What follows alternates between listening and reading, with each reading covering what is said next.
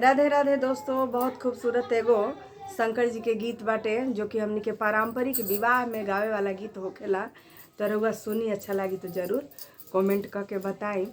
कहवा से शिवाया वेले जय जय मनावेले के कारा दुआरे ध्वजा डोले भले हु शिवाया वेले के कारा दुआरे बाज ध्वजा डोले भले रे शिव आवेले।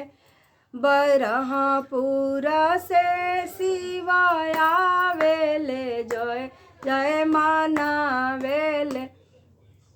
विंध्याचल जी के द्वारे ध्वजा डोले भले रे शिव आवेले। विंध्याचल जी दुआरे ध्वजा डोले भले रे शिव आवेले।